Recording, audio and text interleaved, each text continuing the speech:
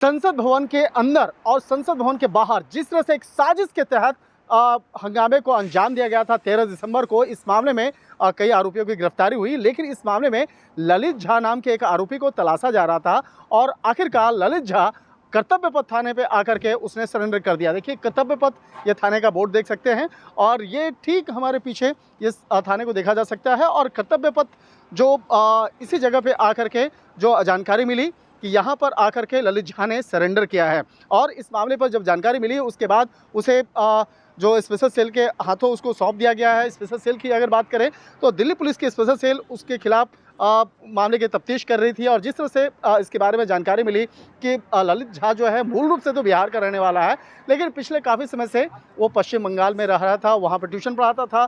और जिस तरह से इस पूरे साजिश के मामले में उसका नाम सामने आया और जिस तरह से कनेक्शन ये पता चला कि वो इस साजिश को अंजाम देने में प्रमुख आरोपियों में से एक है। लिहाजा इन तमाम मामलों की गंभीरता को देखते हुए ललित झा के खिलाफ तमाम सबूतों को इकट्ठा किया जा रहा था। लेकिन इसी दौरान में देर रात में 14 तारीख के रात में यहाँ पर ललित झा आता है और यहाँ सरेंडर करता है। एकदम फिल्मी ड्रामे के जैसे वो आके यहाँ सरेंडर करता है। उसके साथ में हरियाणा का रहने वाला एक महेश नाम का एक शख्स होता है।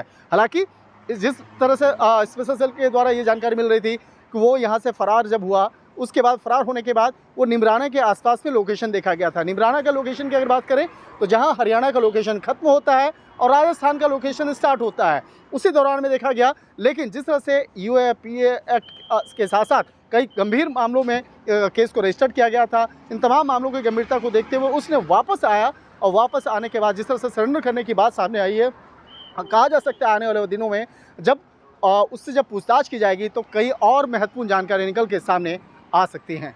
शंकर आनंद, कर्तव्य पथ थाना, दिल्ली।